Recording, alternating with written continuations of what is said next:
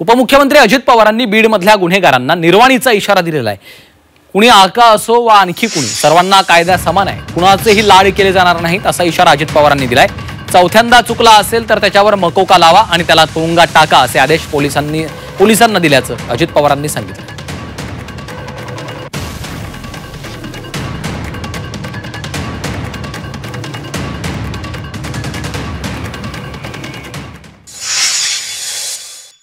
आज आपल्या बीड जिल्ह्याकडे बघण्याचा दृष्टिकोन महाराष्ट्राचा काय आहे याचा जरा आत्मचिंतन आत्ममनन करा।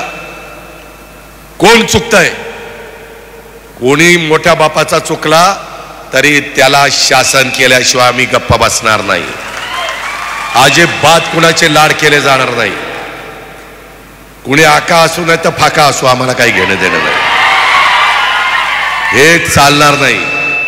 कायदा, नियम, घटना, संविधान सगळ्याला सारखं। तो अजित पवार असेल किंवा तो शेवटचा धारूरचा माणूस असेल, ही गोष्ट लक्षात ठेवा।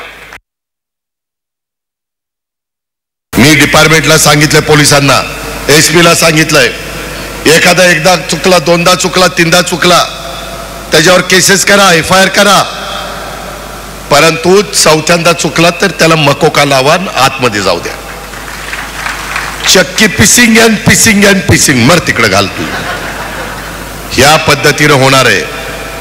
त्याच्यामुळे अजिबात किती मोठ्या बापाच्या घरी जन्माला आलेला असला तरी किंवा मध्यमवर्गीय किंवा गौरगरिबाचा असला तरी सगळ्यांनी नियमाने वागा, कायद्याने वागा, कायदा हातात घेऊ नका।